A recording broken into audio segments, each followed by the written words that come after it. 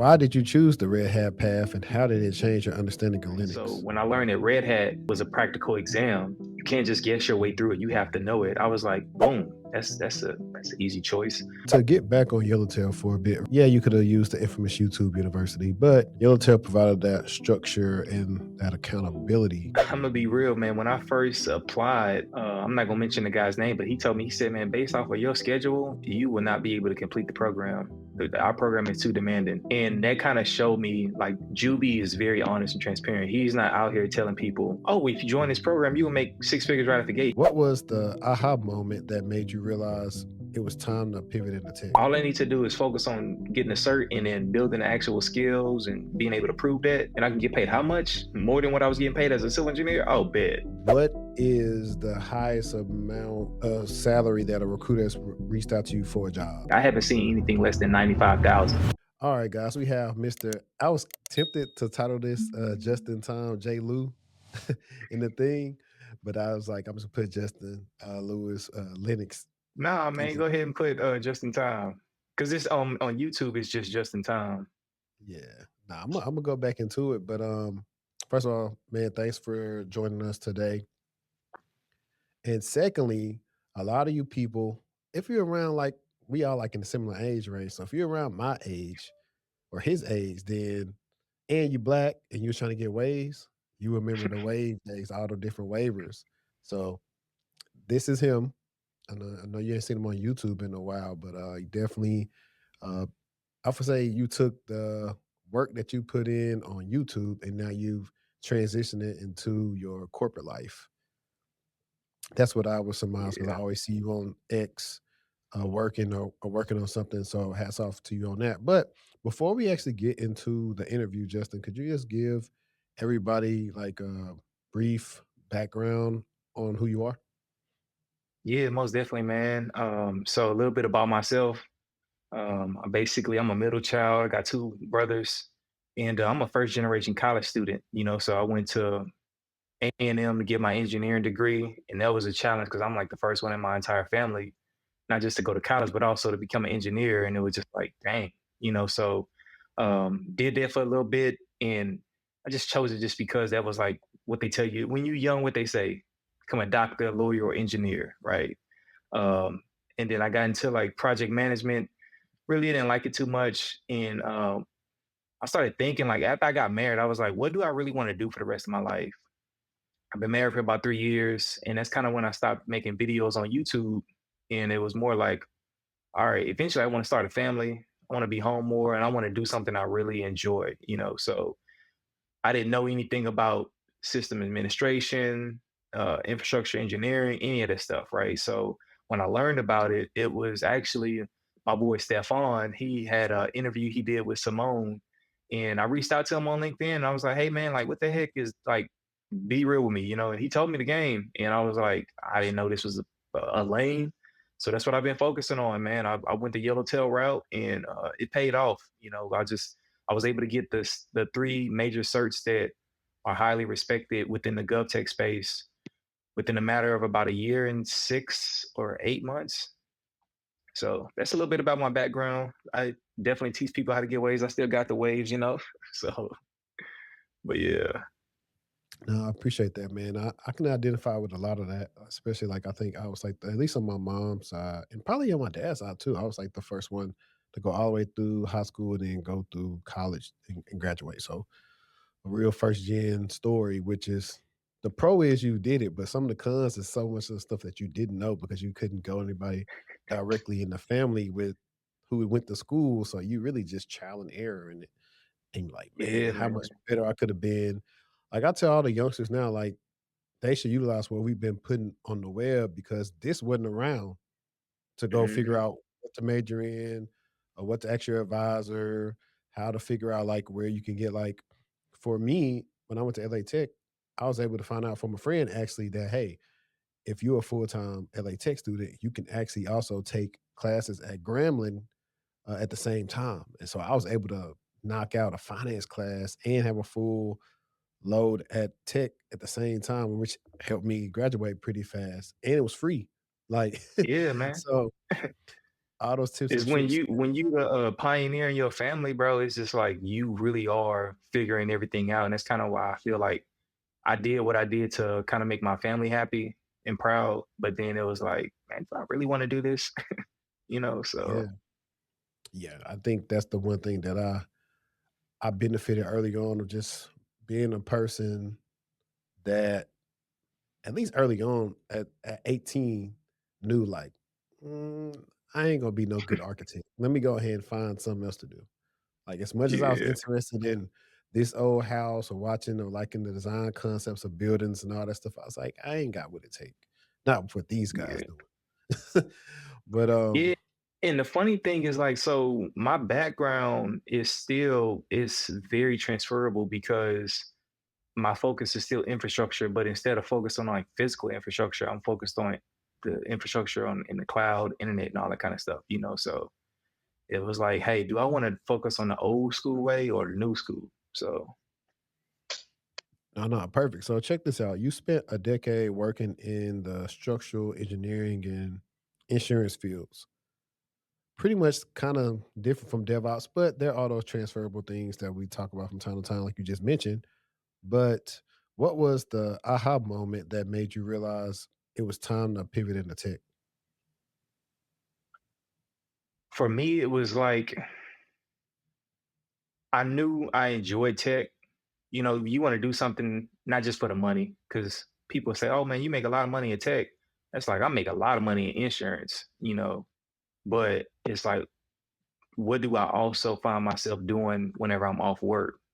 You know, and it was always tech before I even went to college. When I was a kid, you know, even if you go to my YouTube channel, people used to always say your breakdowns is crazy. Like you break this down in a scientific level, you know, like when it comes to like waves and stuff like that. So I always just had that mindset, and I was just like, this is really. I was like, I didn't know this was a career, you know, because back then I'm pretty sure I've seen some of your episodes. Like even now, you don't really have to have a degree to get in tech. So it's like it's different because in engineering, like for civil engineering, I had to. So it was like I don't need a degree for this. All I need to do is focus on getting a cert and then building the actual skills and being able to prove that. And I can get paid how much? More than what I was getting paid as a civil engineer? Oh, bet, you know. And I can work from home. Sign, seal, deliver, bro. Yeah, I think that's the thing too. Like everybody wants to do remote, which I say, I mean, you can, you just gotta figure out what skills pay the bills to work remote. Exactly. But yeah, I mean, if you could teach anything to anybody, then that's a skill set within itself because you'll see, and you've already seen this, you've been working in corporate a while. The people who can talk the best typically get paid the most. That's why I started doing YouTube. You know, being as an engineer, sitting in the cubicle all day, you kind of lose those people skills. And then Yeah. people always would tell me, like, why did you get into insurance? Like, so YouTube allowed me to perfect, like, if you, my first videos, I was stuttering a lot. I was saying a whole bunch of filler words. And then over the years, you can kind of see how I progressed and I was more confident in what I said, didn't say a whole bunch of filler words. But then when you doing insurance, you talking to people every single day. And most of the time they not happy.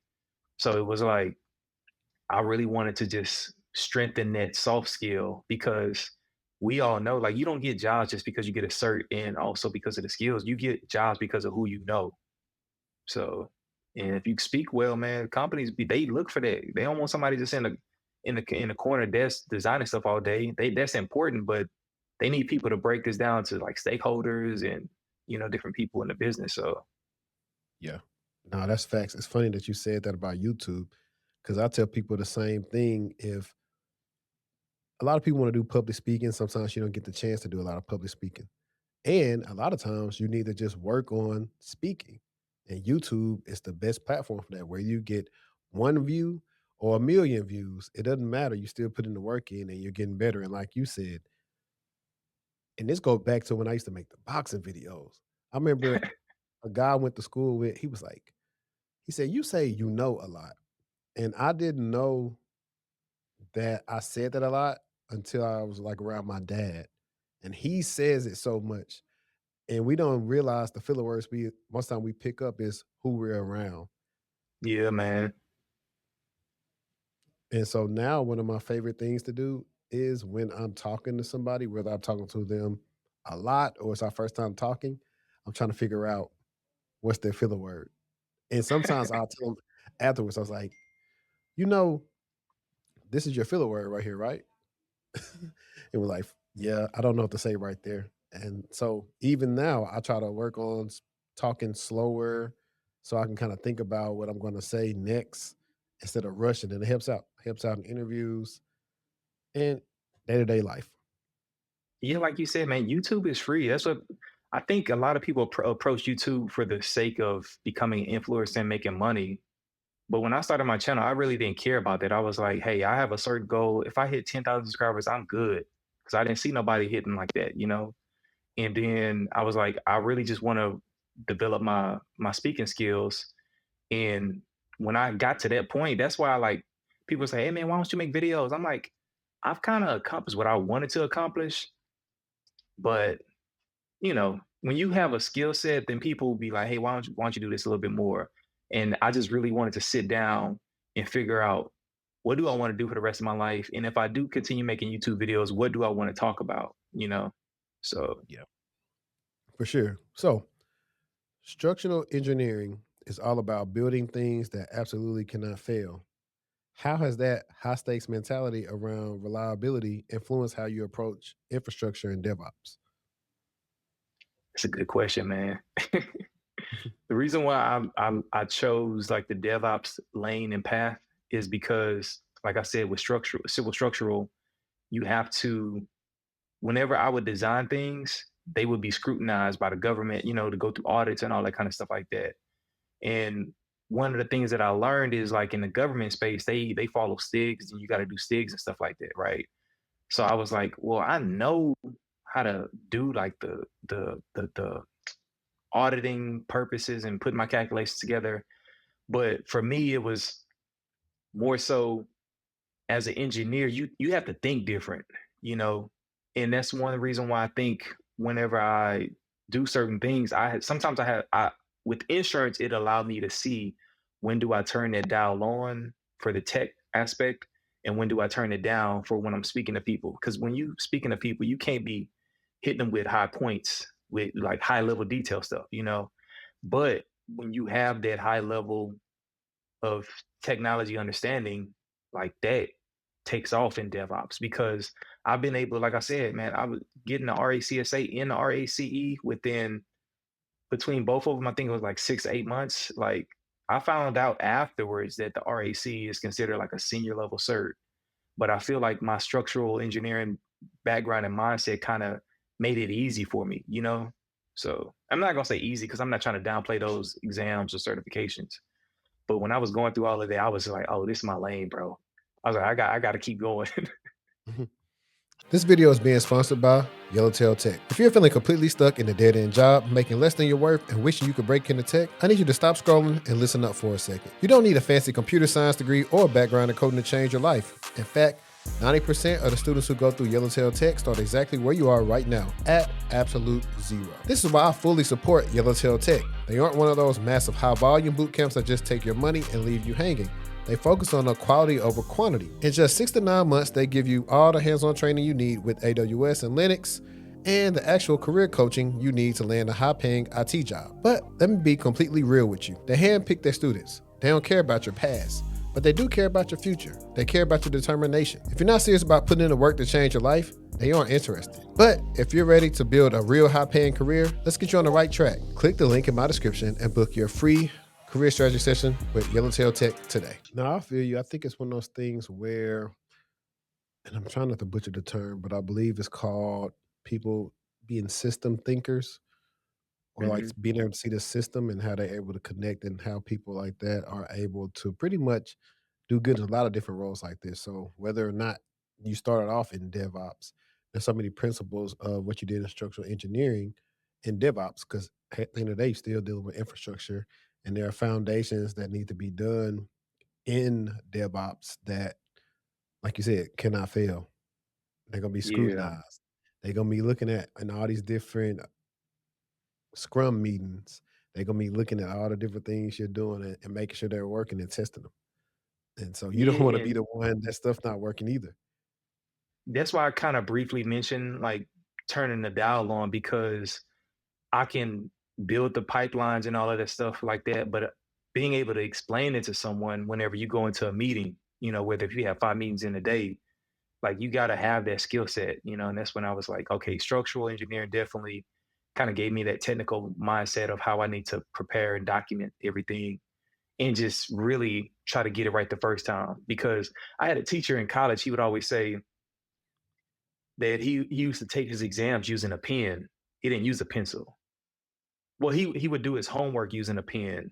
So it kind of forced him to not make mistakes because in the real world, as an engineer, if you make a mistake, especially in civil structural, like if a building fall down, like I have calculations that I've designed and structures that I've designed that they have to withstand for at least 50 years or plus. And if anything happens to them, no matter if I'm an engineer or not, they're gonna come to me and say, "Hey, what's going on?" So I just take that level of drive and focus of everything I do into this same space. Yeah, that's a great answer, especially when a person that's pivoting. And a lot of times, people who are pivoting, they struggle with the story part of the interview of being able to tie in their experience or lack thereof to give a great answer to an interviewer. So I like how you tied that into what you currently do. Now, coming from a non-traditional background, what was the hardest part of transitioning into tech that no one warned you about? I think the realistic thing is so when people talk about the gov tech space, because right, that's the lane that I originally started. Like they would tell you either go to help desk or become a sysadmin. And I was like, all right, well, Yellowtail will permanently become a sysadmin. Okay, I'm gonna get my RHCSA, I'm gonna get my security plus, I'm gonna get my RHCE. But the reality is most of those jobs are tailored towards certain locations, you know. And if you are not prepared to move to where the jobs are, you could be there are opportunities in Houston because Houston is oil and gas, energy, and all that kind of stuff like that. But I had made a post and it was like the opportunity in Maryland, because as of right now, I'm in Columbia, Maryland. The opportunity in Maryland compared to Houston is night and day.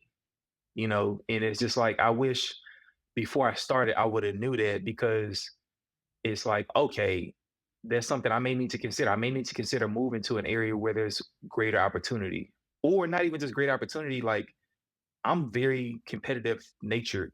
So it's like if I want to, I'm not just doing something just to do it. I'm trying to do it to make sure I earn the most as soon as possible so I can retire sooner.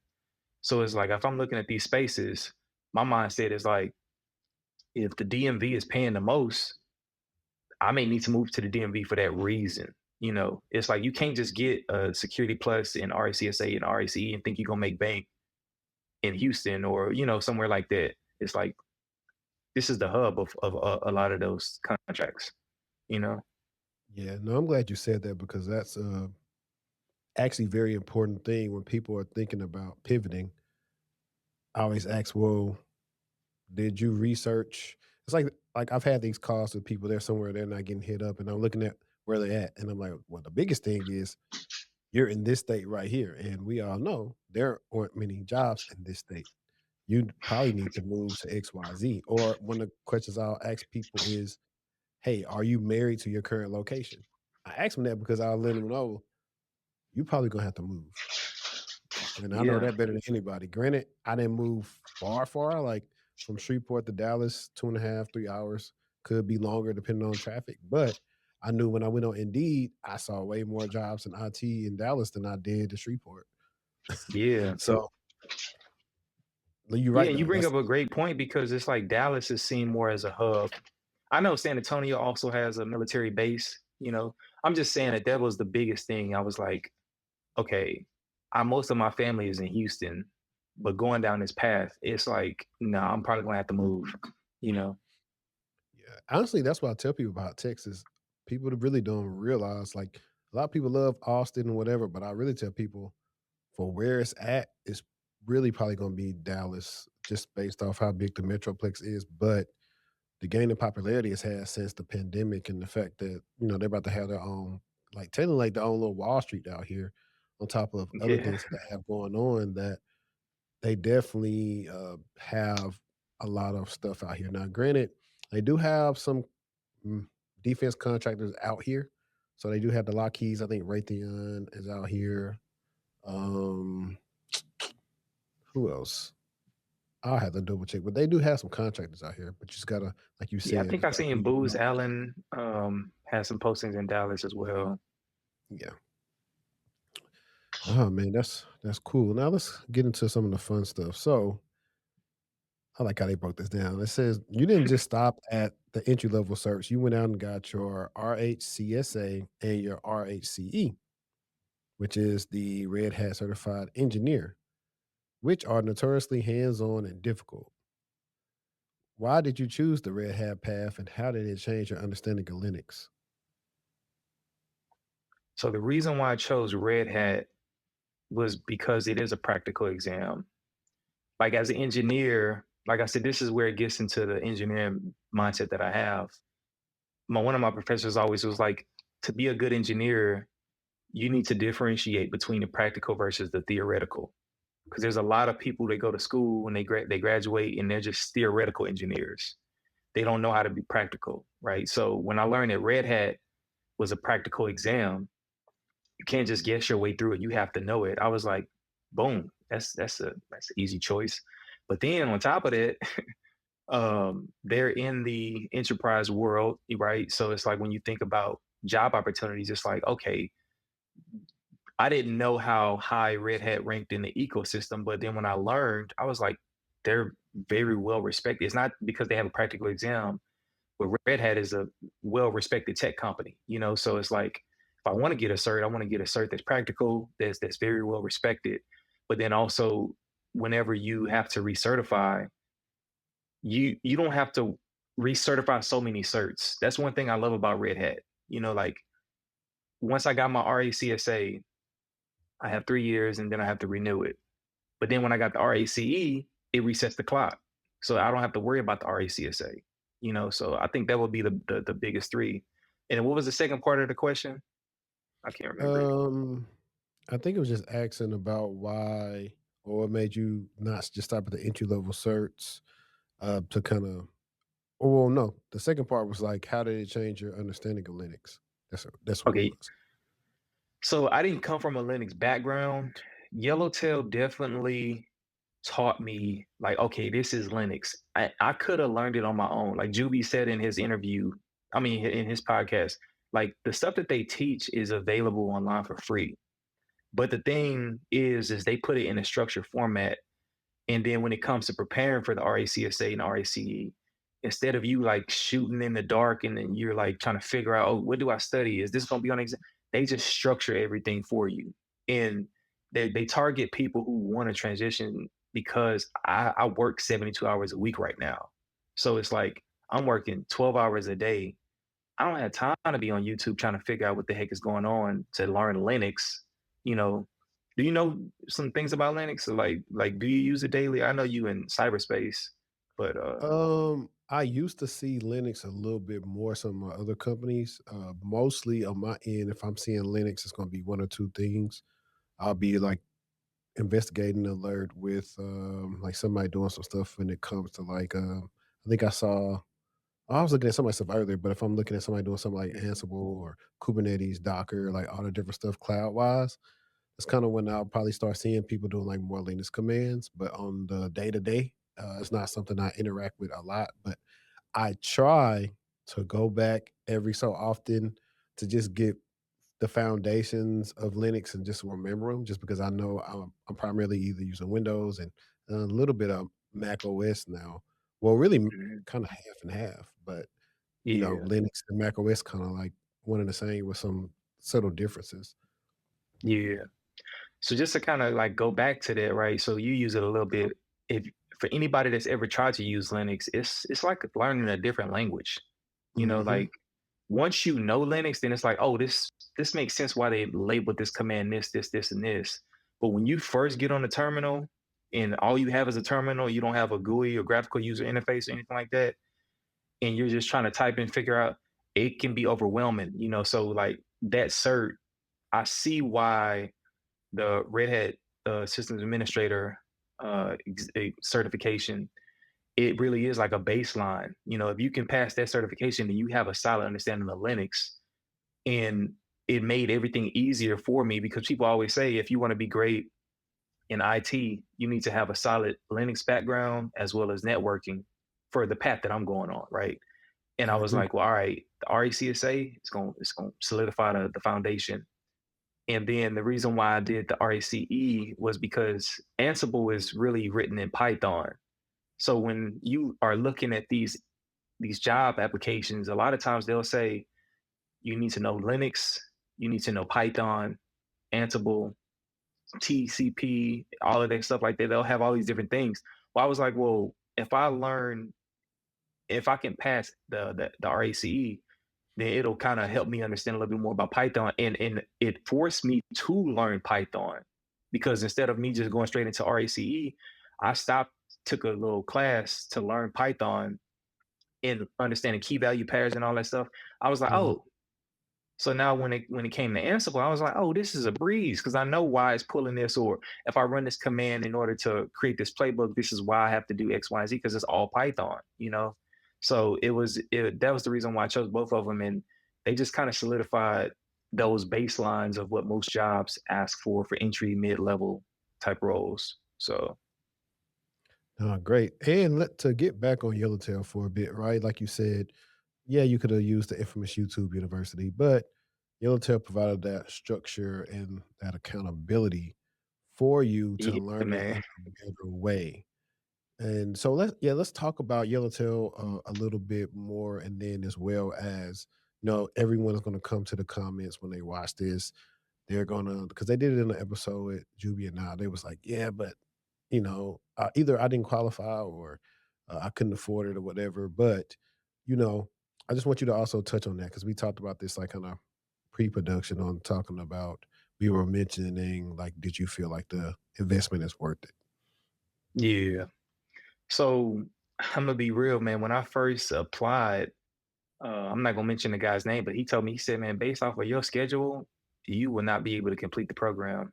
Our program is too demanding." And that kind of showed me like Juby is very honest and transparent. He's not out here telling people, "Oh, if you join this program, you will make six figures right out the gate." He told, "Hey, more than likely your first job may be 80,000, you know, but to most, like the average salary nationwide, I think is like 40 or 50, right? So that's still doing well." But when they told me, "Hey, man, this is gonna be too much for me for you," for me, I was like, they not just looking for anybody. They not just trying to take your money, you know. So it's like, all right, if I'm gonna invest in myself, like I went to A&M. I know how much it costs to go get a 4-year degree, and I was like, this program ain't nothing compared to that, you know. And on top of that, whenever I went through it, I didn't look at it just as a program or a boot camp. Like they differentiate themselves from a boot camp because with most boot camps, you don't have a sense of community. You know what I'm saying? With Yellowtail, you really do have a sense of community. There's people through my first cohort that I talked to that we still keep up with to this day. And it's like when we got through the program, they're gonna get job offers at different places. I'm gonna get job offers at different places. So we just continually look out for each other, you know. And so like from an investment standpoint, I believe in personal development and investment. I didn't have no issue with it. What I didn't know was when I joined, like we had about 60 people in our cohort, but the way that they have it structured, now being in Maryland, I understand it more. The way that they have it structured is most of the people in their program was getting sponsored by their jobs. Like their job was like, hey, we're gonna put you through Yellowtail because we heard about it.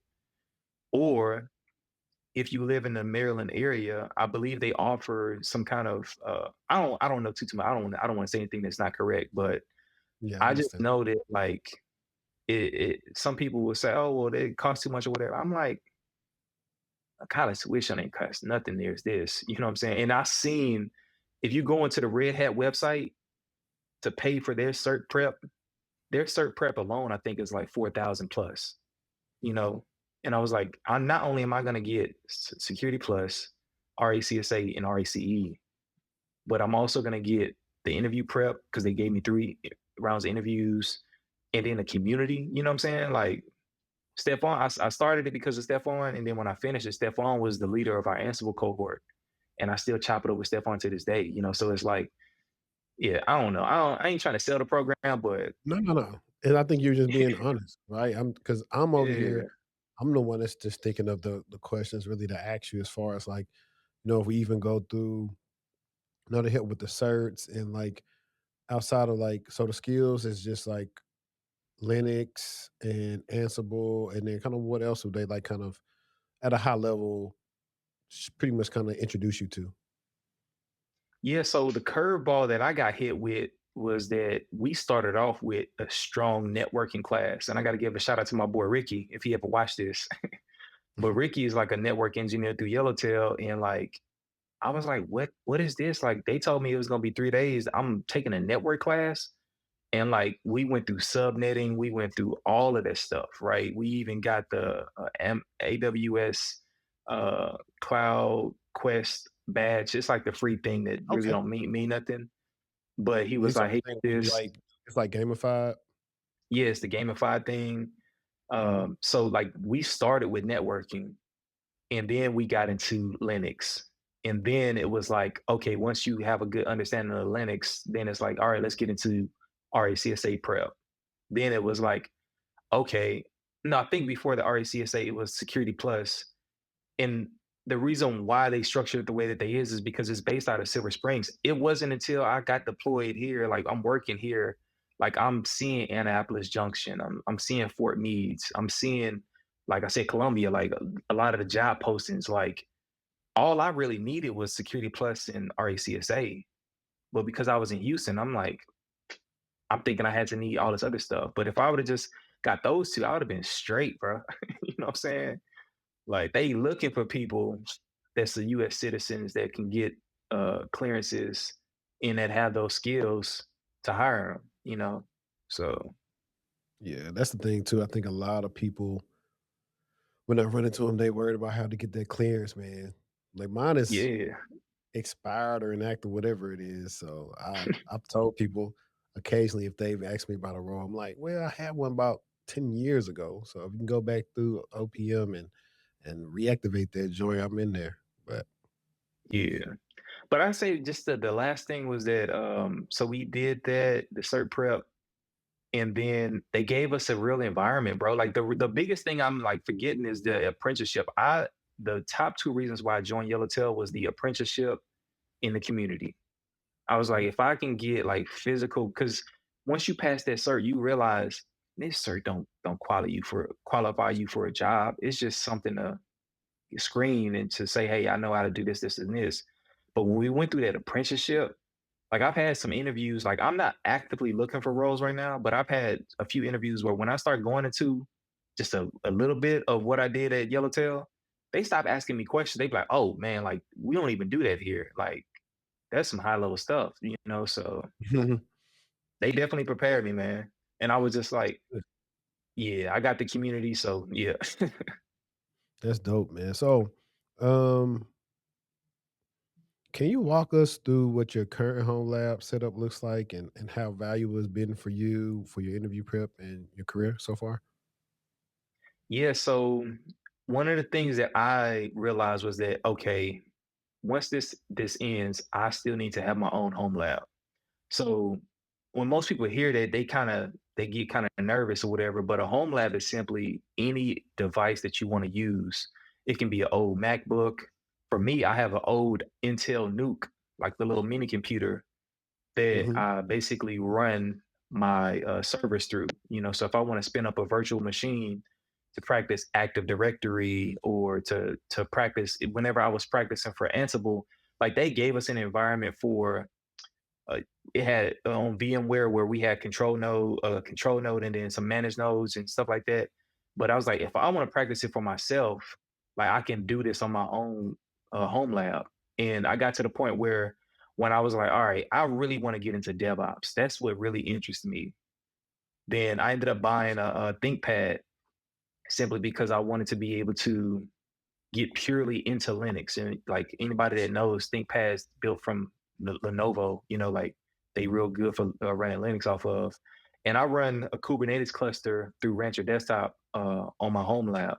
So right now I'm preparing to get my certified Kubernetes administrator certification, because that's kind of what you need to get into DevOps or to site reliability or platform engineering. So I was like, let me get the Kubernetes down real tough. If I was like, once I get that down, I can get a role anywhere, Houston, DMV, wherever. So Yeah. I'm so childish, bro. When you said Houston, I thought you was finna say Atlanta, Vegas. yeah, man. Hey, Iceman. Yeah. Hey, Time what's I funny is now go ahead. anytime I hear him shout out Houston, I'll be like, bro, people don't realize, man, Houston influence is strong, man. Oh yeah. Oh yeah. And I've been there from the beginning. So a lot of the new people just came along, but I was like, nah, he been really rocking with Houston for a long time. A long, long Yeah, time. man. Funny enough, the next episode is actually gonna open with me like humming a little bit of Janice STFU, but then it goes Yeah, into man. like me and Shorty we laughing there. I said, hey, I ain't hear nobody outside playing that bing bop boom bop bam. So we just start and then start off with us laughing at intro on the show. So that was funny to me.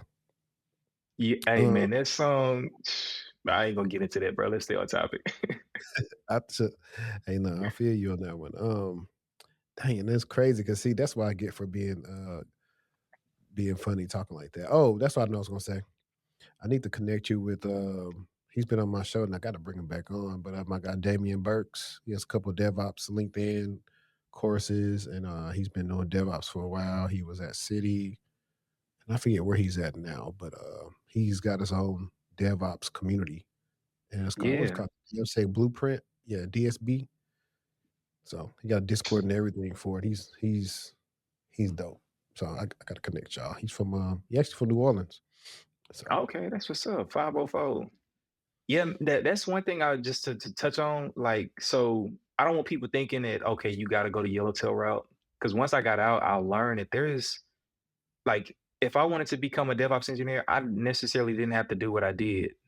The reason why I did it was I wanted to have a strong Linux back under fundamentals, and then Ansible kind of teaches you Python as well as YAML. But like, there's other programs out here that's way more affordable, quote unquote. If like you want to move into the DevOps space, like you can find a program out there that is like probably a third of what Yellowtail charges. So, and then I think DeMarcos, I think you've had him on your channel yeah, he's talking about before. my guy Cloud Tech Big Up. Yeah, he has a program as well. So Yeah, it's just like, and that's for cloud engineering, but there's different routes and you just got to figure out your lane. yeah. I do know like I haven't seen this videos come across my T on the route was a dude Melvin Gordon. And Okay. as a coach, I listen to his stuff because he teaches people about high ticket offers and all that cool stuff. But he was talking about how he realized people that what he said, pay money. It was like figuring out what to charge. He said, well, the people that pay a lot, they tend to pay attention. And people that pay even more than that, they pay a lot of attention. So it's like one of those things where I've seen people blow off a program they spend money on because oh Mhm. well. But when you Yeah. invest a significant amount of money, it forces you to say, hey, I'm not gonna waste this money. I'm gonna pay attention. And I think that's Yeah. one of them benefits as well too. Cause sometimes, people like, well, I'm gonna go do this cheap joint right here. And cheap joint. There's only, like I said, over the last 6 years, there's only certain people that I know that can go do a lot of stuff on their own. That no matter what they did, they would have been successful. Yeah. And a lot of people aren't. Yeah. What's the word I'm looking for? They're not true with themselves on their capability to learn anything or to stick with something. Yeah, man. And it's just like the thing is with price, people think they just only look at price, but like Yellowtail, they host their own servers. Like we had 60 plus people in our cohort, and like in order to give us an environment that's similar to the exam, like it ain't cheap. Like I Oh, I yeah, have my own home lab, you know what I'm saying? And I'm like, all right, how much can I get out of 16 gigabytes of RAM? Like how much can I get out of this storage space? So it's like it's so most people much. don't understand that like sometimes the cost is because they're offering you something that somebody else doesn't offer you. Some other people programs are cheaper because they're not providing you a hosting platform. You know, they're telling you, hey, you got to go out here and figure this out. Use AWS or whatever, and then you end up with a bill, and it's like, man, what the heck? You know, Mhm. so And that's facts. All right, so let's talk about some stuff that people probably are thinking about us thinking about transitioning. So you have an impressive resume of certs and lab work, but breaking through HR filters when transitioning careers can be tough. How have you been positioning your past 10 years of experience so tech recruiters see it as an asset rather than unrelated experience? so for me, it's like having that YouTube experience.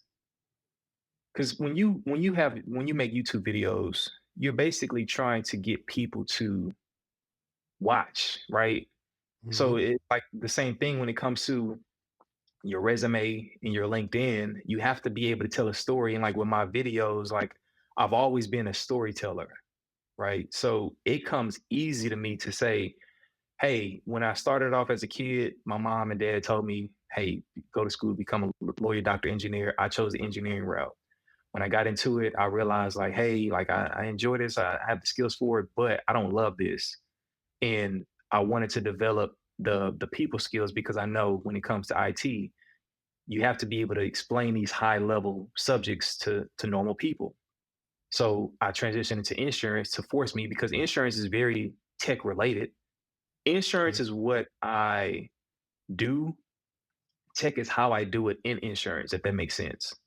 So if you think about it, like I work through a ticketing system.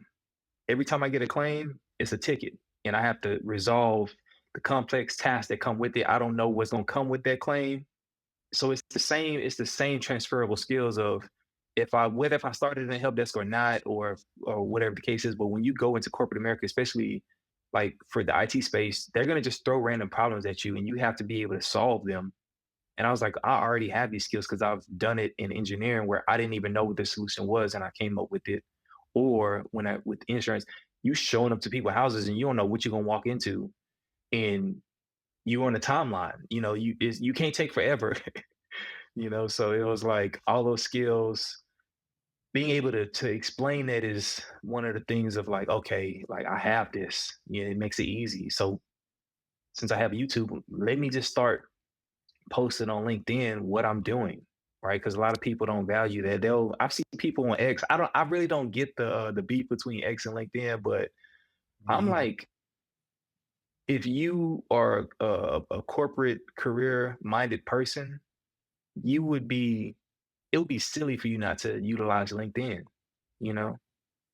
Yeah. But yeah, I just try to storytell on LinkedIn and say, hey, this is what I'm trying to do, or this is what I did, this is what I plan to do, or hey, look, man, I just knocked out these two certs, like, and that just I've had so many people reach out. Like I said, I haven't been applying for jobs. I was at one point, but I was like, man, I have bigger goals. So I stopped, and I've been having companies, recruits reach out to me consistently. I had to turn off my Dice profile. I'm glad you said So that though. That's one of the things when I'm reviewing people's LinkedIn's, when I'm onboarding clients, whatever, I'm like, yeah, like you just sharing a lot of stuff on LinkedIn, reposting and liking stuff, but nobody knows who you are. Like we gotta build out your presence and not to be an influencer, but if you're trying to transition into something, we need to see you put the work in. You never know what mhm. hiring manager is looking for that. Cause I tell people this all the time. I said, if you are able to get a job and whatever you're trying to transition into, you're going to be shocked that some of the people that's there are just there and they do not work as hard as you. And the only thing that separated them from you was they were able to get in at a much easier time, or they were older than you at the time, whatever these jobs became available, but they really aren't good at their job. And I was like, Yeah. you can't teach, hiring manager can't teach somebody how to get better at the job. It hasn't been something that's innately inside of you. And if you have Mhm. that, that is something that they like on top of if you can show that you can do the bare minimum stuff for the job. Yeah. Yeah, like, nah, you tell people the right thing. It's just a matter of, like, I think people look for the likes. You know what I'm saying? Mhm. Like, I don't care how many likes I get because in the back of my mind, I know as a YouTuber, It's easier to make $1 million than it is to hit 100,000 subscribers. Like Facts. that's a fact, right? There's way more millionaires than there are people that have 100,000 subscribers. So when I knew that, I was like, when I go on LinkedIn, it's not about how many likes I'm getting. It's about who is actually looking at the post. Because people Mhm. will say, oh, I'll post on LinkedIn and nobody like it. It's like Who the cares? hiring, if it just take one hiring manager, you know? So, That's and if you you scratching consistently something. post saying, hey, I started here, I'm working on this, I'm working on this, I'm working on this, I'm working on this, you show them, not just come up with like a summary of like, oh, I built this, or just throw it on your resume, I built this, but you have a step by step, I mean, a post by post by post by post process, how you build something, that just tells a narrative. You know what I'm saying? So Yeah. No, I'm definitely glad you said that because the same thing with business, right? Like you said, if you were starting your own company, you had a product or digital product to sell. You know, back in the day, people were chasing brand deals or something like that. But let's say your product is $50 and you get 100 views on your YouTube video. Now, people may not see that's not a lot, but hey, five of them views bought your product at $50. And so yeah, when you look man. at that, more than you would get if your video got 200,000. I forgot how much you're gonna do, but I'm saying like if you got 1,000 views, you're not getting 250 off of that 1,000 views. So, um, Bro, as people just don't somebody look at it. like, I don't want to focus too much on the YouTube stuff, but like I made more after I made my product the first year that my product was on like live than I did entire being on YouTube, you Mhm. know? And people just really, I think they're just like, unless you are doing it, like people be just, oh, I want to be just like you. I want to have this many views. I'm like, I don't care about the numbers, like numbers don't really don't I got some friends that they don't have no social media and they making millions, you know what I'm saying? Like, so Yeah. Yeah, no, facts. It's facts, facts. And we'll get off the YouTube stuff, but it definitely is pretty interesting when the people who do it, you kind of know when you pull the curtain back of what is actually reality versus who capping. But that's neither here nor yeah. there. So let's do the lightning round, some tech hot takes. So what is one DevOps tool or trend right now that you think is completely overhyped? Um, I really honestly can't answer that because I'm just entering the DevOps space. Mhm. Yeah, I really can't answer that one, man. I'm trying to think if Gotcha. there's anything I could think of, but Maybe it nah. don't even, and we can take it off DevOps. It's just something that's a hot take, whether something you agree with or don't. When it comes to whatever, like for example, you got your Sec Plus, or you got all your other stuff. Like I'll rephrase it then. Do you still think people should get their Security Plus? Yeah, nah, that's a good one. I think you should only get your security plus if you have that mindset of like, I'm willing to move wherever or do whatever to get my clearance. Because people they have this understanding that, oh, I'm just gonna pass and get my security plus and then the job is gonna land in my lap. It's like, no. Like I've seen some of the success stories of people who they literally had to take way less for pay. And I'm in a point, I'm like, bro, I make too much. I got a wife that depend on me. I can't take no 30,000, fifteen Yeah. thousand position to get the security clearance. I know I'll be up in a few months, but I can't. I physically, it just don't make sense. As an engineer, I put the numbers on paper, right? So that would probably be the thing. Is like I would tell people like really know what you want to do and study the context of what comes with that because it's like a lot of people I talk to, they like, oh, I got my security plus. And I'm like, dog, like that don't guarantee your job. So I would say the same thing with the RHCSA. People think that Mhm. as soon as you get your RHCSA, like, oh, I'm gonna get a job. It's like, no. It's like, do you know how to build servers? Like, do you know how to secure and basically harden entry for servers? Like, if you don't know how to do that, then like you just have a cert that just shows you that you know how to pass this exam. And sadly, man, the answers is online. It's a lot of people that like when I started getting the RECSA, I was like, dang, man, all these people pass it. And then I found out that the answers are online, or they got the people on LinkedIn that'll come in your inbox and say, hey, we'll take it for you. So that some of these people not even passing the exam themselves. They just paying somebody else to take their certification and it's watering it down. That's one reason why you probably see like the RHCSA isn't really asked for in job descriptions. They start asking for the RHCE, you know? So, but Nah, man, yeah, I feel you on that one. That's how I feel about all the security certs. When people, I got people saying, "Oh, I'm gonna get the CISSP," and I'm like, "Okay, what can you do?" I always ask people when they get a cert, "What can you do?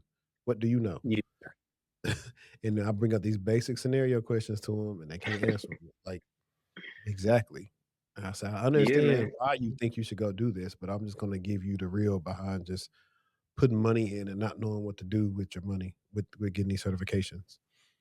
Yeah, just don't be a sheep, man. That's what I really would say about the cert stuff because people think that oh, you get the cert and then you get the job. No, a lot of these positions, yeah, as a personal opinion, I feel like a lot of these positions that's posted are senior people that retired earlier than they planned, and like they just trying to Mhm. fill it real quick.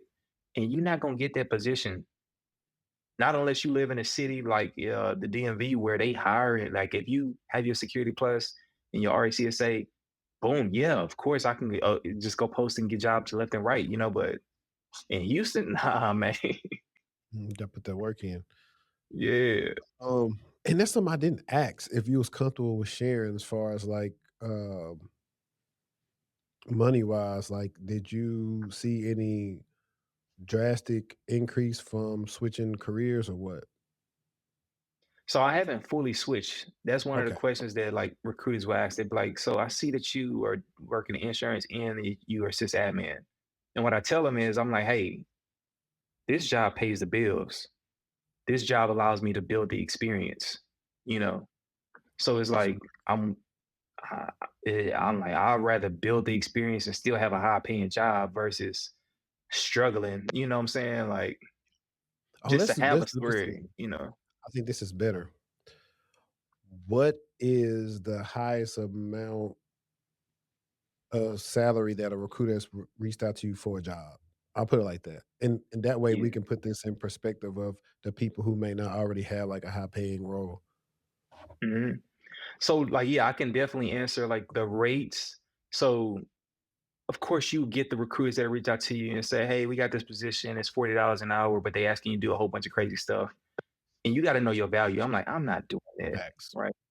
Like, no.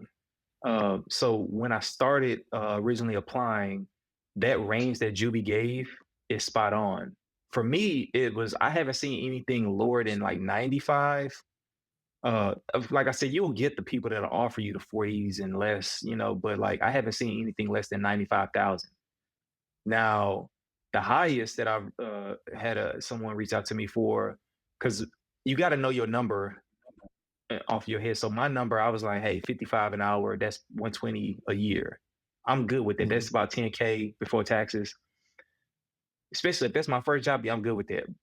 I had one recruiter, she was like, I'm gonna submit you for 80. And I was like, hold on, am I Mhm. lowballing myself? You know what I'm saying?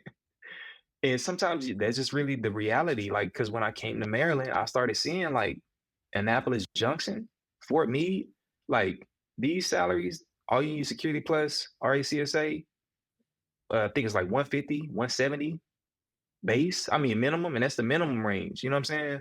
So I was Yes, sir. like, oh, I may need to move out here, bro. Hey, I don't even need the REC. All I need is these two. I may need to move out here. Now, of course, they probably asking for a little bit more years of experience, but at the end of the day, like that's another thing is like, okay, some of these people got experience, but they just been sitting in a seat in this experience, Yeah. you That's a know? whole, and that may be one of the panel things that I got a guy. I don't know if you ever seen my episodes with my guy Lee when he comes on, but we always talk about the whole experience thing of how Yeah, it I could be seen a Lee. little bit of yeah, it could be a little bit of facade of like you've been there for 10 years, but your experience is probably your skill level may be on the same level with somebody with 2 years experience. So Yeah, man. Because most of these people, they not trying to learn no new technologies, you know? at all. So They kids are out of school, the house paid for, they chilling. They chilling. facts. The boomers are been chilling. Like once they get out of there, once that's really what's gonna happen when the boomers and the Gen Xers get out of the job market, it's gonna open up for a lot of people. That's what I'm gonna say. It's already it's turning around for the AI layoffs, you know, like Oh all these yeah. companies that invested in this stuff, and it's like, okay, that was a huge mistake. but they gonna only be looking for people who actually know how to use AI alongside with their jobs. Because most of the roles I've seen that'll come to me, they'll be like, "We use AI daily. Are you comfortable with that?" And I'm like, "Bro, I use what are you talking about? This is like it's yeah, bro." Do you have another question though? Yeah, yeah. I got real quick. I got oops, two more. So what's one piece of advice you would give to someone working the standard 9 to 5 right now who feels stuck and wants to make that jump into tech? I would say, man, you really have to have that dog in you because like people are the mouth to say whatever. Your friend tell you, "Oh, you can make this much money doing tech," and then they get into it. Like it's people who didn't finish our cohort because when they got into it, they didn't realize how challenging it was gonna be, you know? And it's just like people ask me all the time, like, how the heck did you do this while working 12 hours a day, Monday through Saturday? And like for me, that's like a selling point because if I tell like when recruiters, whenever I interview them, like, well, why do you feel like you're a good candidate for this position? And I was like, I don't know if you're gonna find somebody else that had to work a full 12-hour shift and then they also spend time to learn and be able to pass these exams that are considered very challenging and difficult. But it's because ever since I was a kid, man, like I've always had people doubt me and count against me. Like I said, I was first generation. Even in high school, like people used to make fun of me because I would skip lunch and I would just work on scholarships and stuff like that. When it came time to get like the scholarship announcement, I got a full ride to A&M. You know what I'm saying? And everybody, I could just see it on their face. They wasn't happy. And I had to get comfortable. Like when you have that dog and that grit and that ambition, you also have to get comfortable with knowing that your peers are not gonna like you.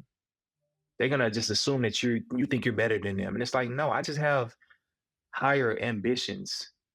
I have things that I want to achieve that like it's nothing against you, but nah, man, I've seen the mountaintop. Yeah, Shoot. man.